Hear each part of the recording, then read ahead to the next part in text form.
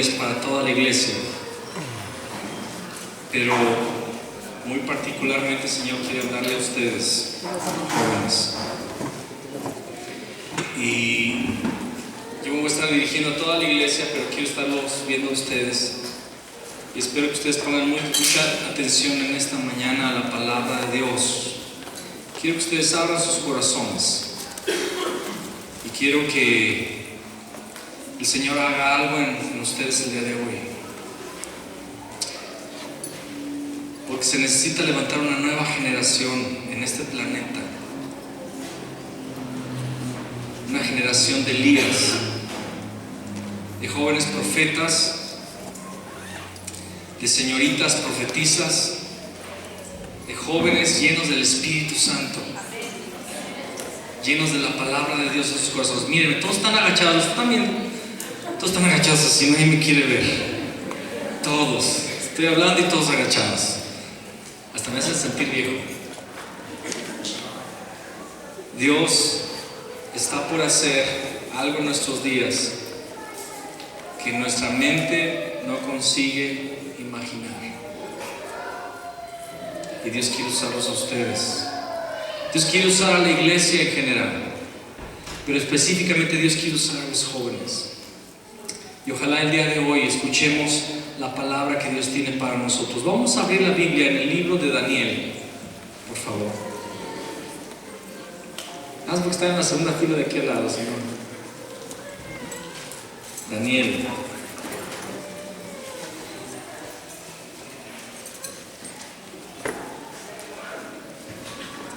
Capítulo 1. A ver, Uriel, Fabián, ¿qué hacen allá?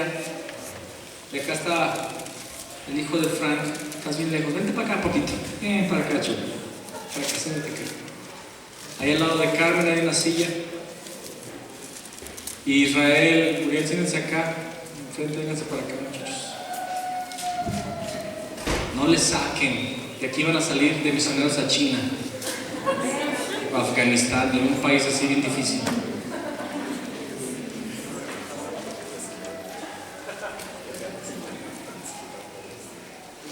Ok, Daniel 1, yo voy a leer en esta mañana una versión distinta, la versión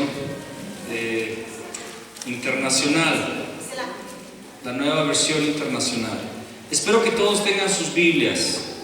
Espero que nadie esté con sus celulares viendo Facebook o Twitter o viendo una receta en YouTube, porque no es el momento. Por favor, si usted tiene su celular, póngalo en modo vibrador para que no nos distraiga. Y si va a usar su celular, que sea para usar la Biblia. Nueva versión internacional es una versión muy contemporánea y quiero usarla en esta reunión. Dice Daniel capítulo 1, y vamos a leer versículos 1 al 7. Dice: en el año tercero del reinado del rey Joacim de Judá, el rey Nabucodonosor de Babilonia vino a Jerusalén y la sitió. El Señor permitió que Joacim cayera en manos de Nabucodonosor.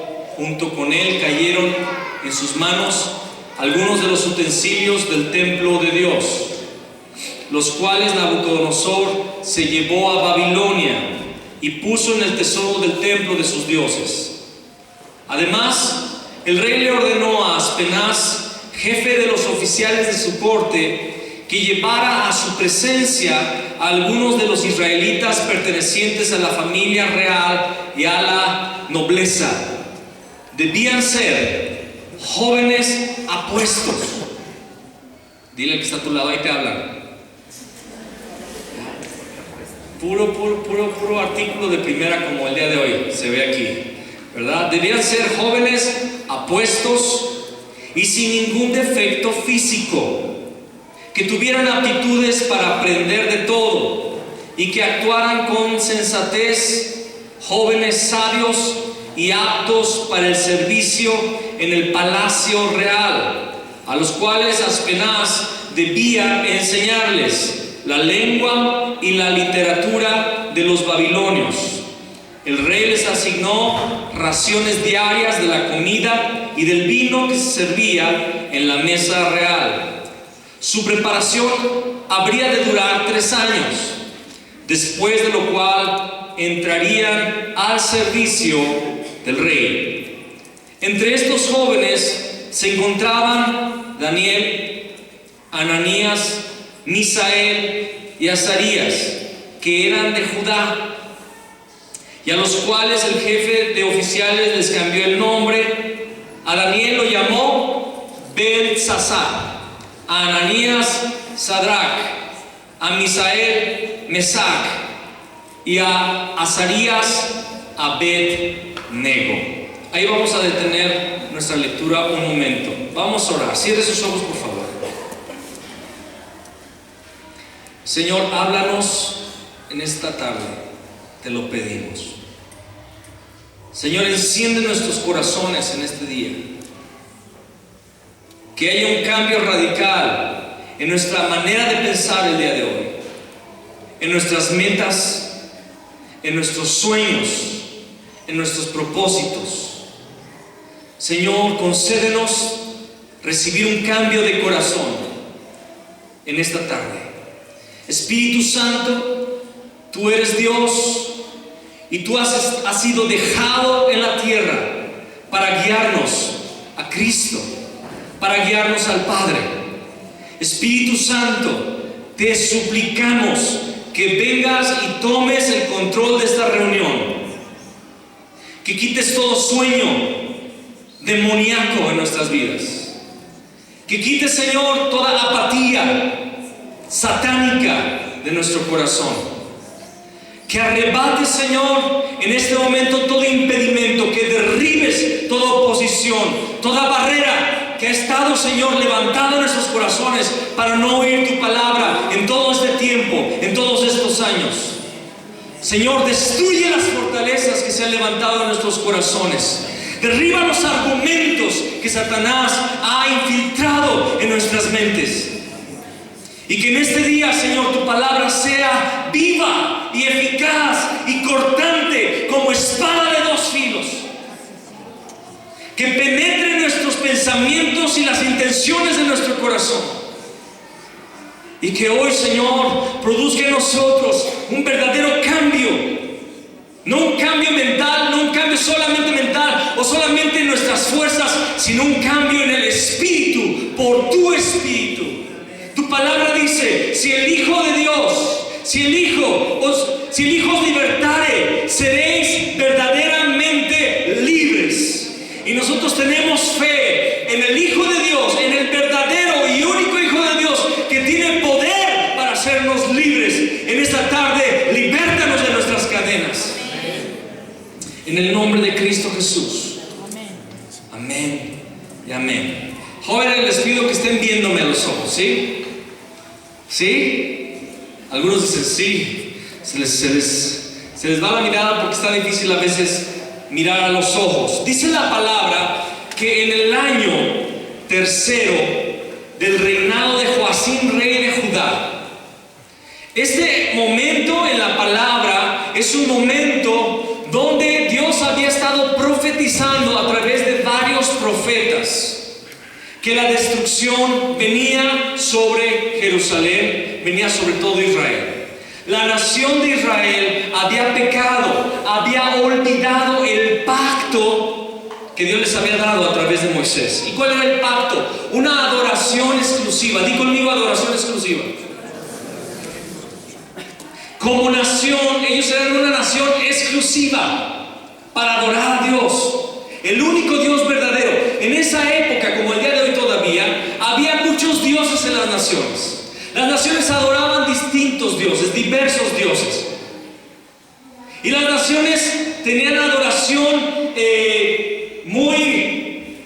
en realidad una adoración que era ocultismo, era hechicería. Era una mezcla de hechicería con culto a aquellos dioses. Y el culto había llegado a ser tan degradante que muchas veces esa adoración tenía que ver con sacrificios humanos, con relaciones sexuales. Era algo perverso, era satánico, porque fuera de Dios solamente hay demonios, espíritus inmundos, ángeles caídos. No existe otro Dios. Hay un solo Dios. Dios le había enseñado al pueblo de Israel a declarar: oye Israel, Jehová nuestro Dios, Jehová uno es.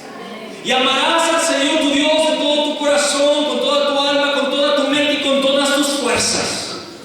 Y estas palabras que yo te mando hoy estarán sobre tu corazón y sobre tu mente, y las vas a escribir en los postes de tu casa, en tus puertas. Las vas a pronunciar cuando te levantes y en la calle, cuando te acuestes. Era un pueblo, una nación que había sido formada con un llamado a adorar exclusivamente a Jehová Dios. Y de esa adoración, de esa relación personal y cercana entre un Dios y su pueblo, las naciones de la tierra verían y conocerían a ese Dios, y las naciones vendrían a adorar a ese Dios. Pero la nación empezó a adorar a otros dioses. La nación empezó a mezclarse con los otros pueblos y empezó a adorar a falsos dioses que, como ya dije, eran demonios. Y Dios empezó a mandar a profetas, como lo fue Jeremías, diciendo: arrepiéntanse, porque viene la destrucción. Isaías profetizó, Ageo profetizó, y todos esos profetas profetizaron mucho tiempo antes que vendrían del norte un reino despiadado que destruiría y no perdonaría la vida de nadie, mataría a los niños de pecho, les sacaría del vientre a los niños de sus madres, les cortarían el vientre a las madres, cortarían los pechos de las mujeres y arrastrarían a las personas, y que pondrían un sitio sobre la ciudad y la gente moriría de hambre dentro de la ciudad, y que Jerusalén caería. Pero nadie se arrepintió, nadie escuchó a estos profetas. Y dice la palabra que en el tercer año del reinado del último rey de Judá, o así, llegó Nabucodonosor, sitió la ciudad, y la ciudad después de un tiempo cayó. Y fueron llevados cautivos los que quedaron, los que sobraron, los poquitos que sobraron, porque fue una carnicería humana la que Nabucodonosor ejecutó sobre la nación. Los pocos que sobraron fueron llevados cautivos. Y dice la palabra que Nabucodonosor tomó todos los instrumentos sagrados del templo, todos los utensilios de oro, y los llevó a los templos de sus dioses para consagrarlos a sus falsos dioses. Y ordenó una cosa, le dijo al jefe de los oficiales. ¿Cómo dice tu versión, jefe de los oficiales? ¿Cómo le llama ahí? ¿Cómo dice ahí el versículo 3? Además el rey le ordenó a Aspenaz, jefe de los oficiales. ¿Jefe de los qué? Eunucos. ¿Qué era un eunuco? Un eunuco, los eunucos eran personas que servían en el palacio. Así se les llamaba, eunucos. Pero ¿sabes por qué? Porque los castraban. Los castraban. ¿Sabes lo que es castrar, verdad? No tengo que explicarlo. Y dice la palabra que este rey le dijo a Aspenaz, jefe de los eunucos, que escogieran jóvenes príncipes de buen parecer, sin defectos físicos, inteligentes, para que fueran llevados al palacio y fueran educados 3 años en la literatura, la cultura y en el idioma de Babilonia. Y tú podrías pensar: qué padre, ¿verdad? Fui llevado cautivo y ahora voy a vivir en el palacio. Y hasta me van a dar comida selecta. La misma comida del rey me la van a dar a mí. Ya la libré, qué padre. Tienes que pasar primero por las tijeras. Primero te tienen que castrar. Eso significaba que le estaban quitando el derecho de procrear, el derecho de tener una esposa, de tener una familia, de tener hijos. Y son castrados.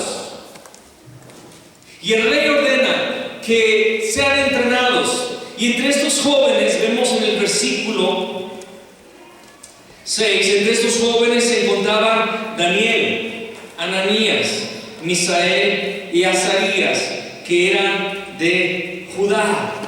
Y entonces te quiero preguntar a ti, le quiero preguntar a la iglesia: ¿cuál es la expectativa de alguien que ha sido tomado como esclavo?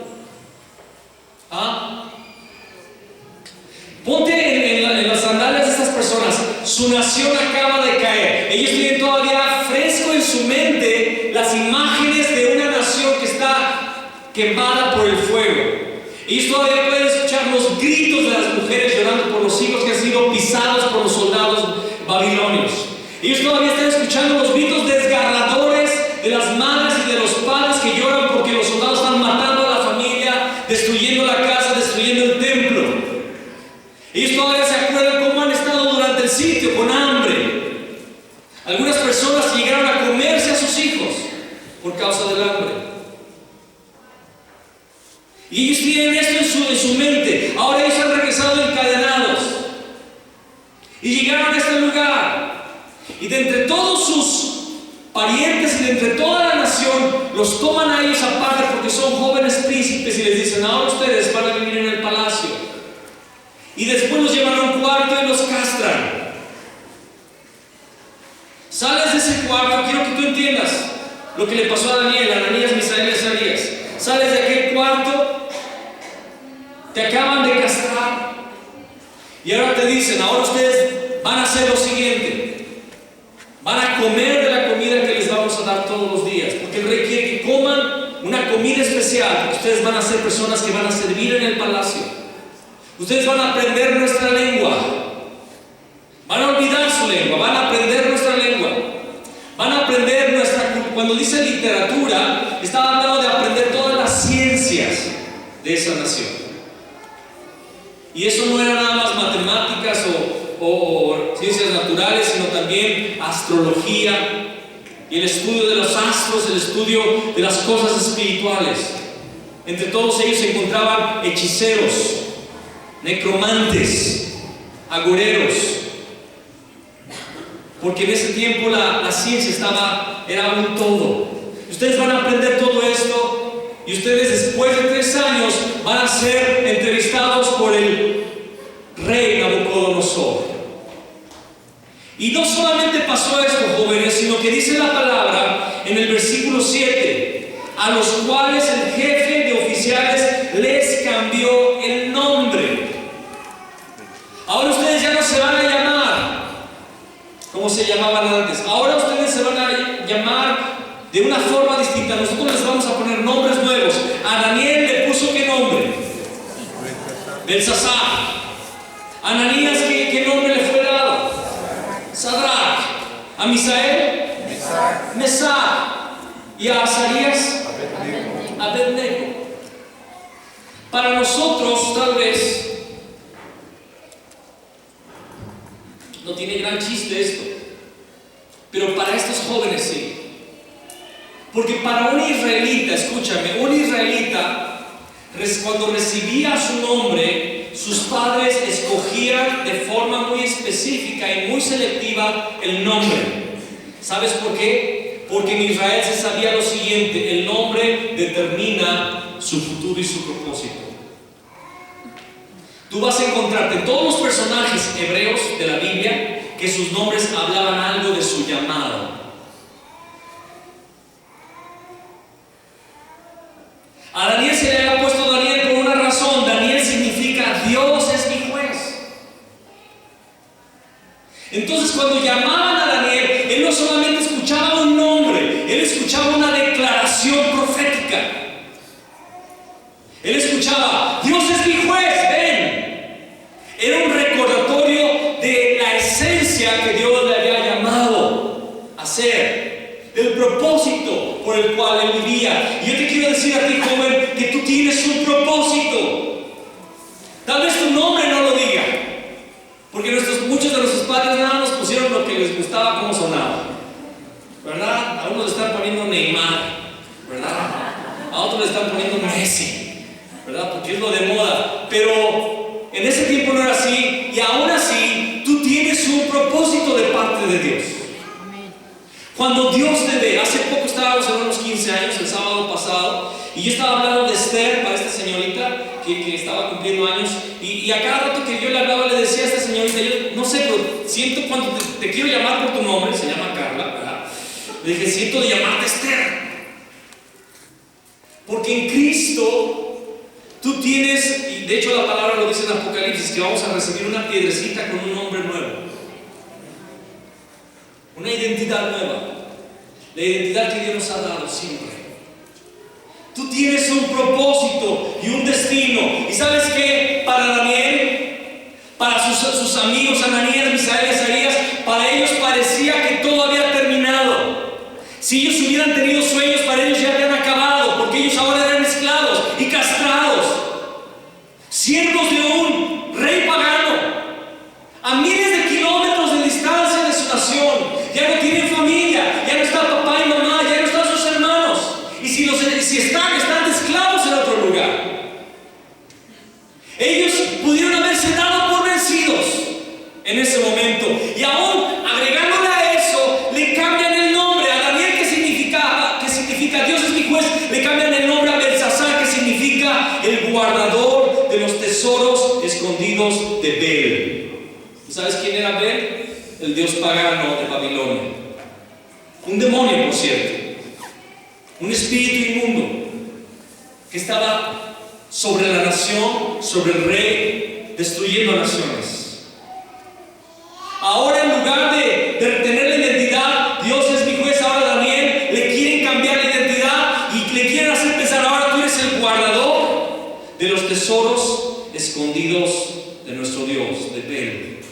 Ahora tú te vas a dedicar a atesorar los conocimientos y los secretos de nuestro Dios. ¿Saben lo que significa esto? Babilonia no solamente se conformó con hacerlos esclavos, con hacerlos estériles, sino que ahora Babilonia quería cambiarles la identidad. A Ananías, su nombre significaba Jehová es lleno de gracia. Jehová es lleno de gracia. Y yo creo que para Ananías el significado de la gracia de Dios era algo muy importante. Dios es un Dios de gracia. Jehová es lleno de gracia. Y a él le ponen ahora el nombre Sadrach. Y Sadrach contiene el nombre de una deidad pagana llamada Marduk. Era uno de los dioses paganos de Babilonia, Marduk. A Misael significa su nombre: ¿quién es como Dios? ¿Quién es como Dios? Ese era su nombre. Imagínate que te llamaran: oye, ¿quién es como Dios? Ven por las tortillas, por favor. Y cada vez que te llamaran: ¿quién es como Dios? ¿Cómo te ha ido? ¿Quién es como Dios? Era un recordatorio de que Jehová, Dios, no hay nadie igual a él. Y ahora le cambian su nombre. Ahora ya no se llamará más ¿quién es como Dios? Se va a llamar Mesac, que es el nombre de la antigua deidad Venus. Le estaban diciendo a este joven, le estaban diciendo: ¿sabes qué? Ya no existe tu Dios te olvidó, tu Dios te abandonó a ti y a la nación, tu Dios no existe, pereciste, confiabas en ese Dios y decías quién es como Dios, ahora Venus es tu Dios. Azarías, su nombre significa Jehová es ayudador. Jehová es ayudador. Y ahora se llamaría Abednego, que significa el sirviente de Nebo, que es otro Dios, Babilonia. Son 4 jóvenes en este momento: Daniel y sus 3 amigos. Daniel es el que más conocemos, el propio libro se llama Daniel. Los 4 tienen nombres, que son los nombres o los atributos de su Dios, Jehová Dios. 2 de los nombres hebreos de ellos terminan en El. Daniel, Misael, porque Él es uno de los nombres para Dios. Él. Por eso es Elías, Eliseo. Él es uno de los nombres de Dios. Los otros 2 nombres terminaban en Ia, con H, o Yah, que es una versión corta del nombre Jehová. Fueron cambiados a 4 deidades paganas: Bel, Marduk, Venus y Nebo. Estos jóvenes, escúchame, habrán tenido a lo mucho 14 años de edad cuando sus nombres fueron cambiados, cuando fueron esterilizados. 14 años. ¿Cuántos de ustedes tienen 14, poquito menos, poquito más de 14 años? Levanten su mano. Okay. a esa edad, a tu edad, ellos estaban ya en el palacio de Nabucodonosor. Y ahora, Aspenaz les dice, ahora van a comer esta comida. Ahora van a tener estos hábitos. Olvídense de leer la ley de Dios, la ley de Moisés. Olvídense de sus costumbres. Olvídense de sus nombres. Ahora ustedes van a obedecer. ¿Cómo harían estos 4 jóvenes que en el momento más vulnerable de la edad estaban siendo manipulados para olvidar su patria? Eran esclavos, olvidar su fe. Por 3 años les estarían cambiando los principios y fundamentos que Jehová les había dado ahora a los principios y creencias de Babilonia. Mi pregunta es el día de hoy para ti, joven, y para ti, iglesia, porque esto no solamente es para los jóvenes, es para todos nosotros. Porque si podemos entender, Babilonia es una figura o sombra del mundo. Y Nabucodonosor es una figura o sombra del príncipe de este mundo que es Satanás. Y Satanás ha estado haciendo esto, ha estado esterilizando a la nueva generación. Satanás lo primero que quiere hacer es castrar a la nueva generación de los hijos de Dios. Y estoy hablando de tu vida en el Espíritu. Estoy hablando de tu fe. Estoy hablando de tu llamado para este tiempo. Quiere cambiar tu identidad. Y el día de hoy, más que nunca antes, los medios masivos de comunicación, los sistemas de educación, sea cualquiera que sea el nivel en el que estés en el estudio, todos han sido articulados ya para destruir cualquier identidad piadosa. ¿Me estás oyendo? Destruir cualquier temor de Dios o cualquier convicción de una realidad divina. El ateísmo es lo que más cunde allá afuera. A toda hora, los programas, yo he visto series de televisión muy famosas el día de hoy, es un bombardeo continuo diciendo no existe Dios. Y existe solamente el aquí y el ahora, no hay después. No existe una vida después de la muerte. Tienes que aprovechar el tiempo que tengas de vida, porque después de eso vas a dejar de existir. Eso es el ateísmo. Y otra parte igual de peligrosa es el que nunca dejarás de existir, así es, pero no existe el cielo, no existe el infierno, existe solamente la reencarnación. Vas a seguir viviendo, reencarnando en otras formas de vida. Así es que disfruta la vida, trata de ser solamente cada vez mejor. Todas esas son vómitos del infierno para destruir tu identidad, para destruir tu fe, para que no creas en el Señor. Yo estoy muy consciente de la realidad de nuestros jóvenes el día de hoy. ¿Por qué? Uno de los factores muy determinantes en eso es que yo tengo hoy hijos jóvenes y me pueden mucho mis hijos. Ya en la universidad, y cada vez que mi hijo sale a la universidad, yo me quedo orando: Señor, guarda su corazón del engaño, de la mentira. Porque allá afuera el enemigo te quiere lavar el cerebro, destruir tu identidad en Cristo. Yo soy consciente que hoy tenemos una generación muy estéril.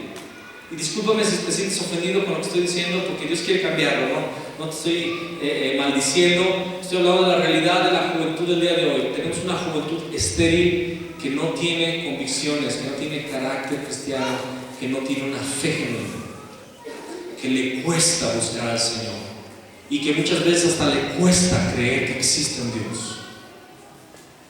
Una generación que se siente huérfana, que se siente abandonada.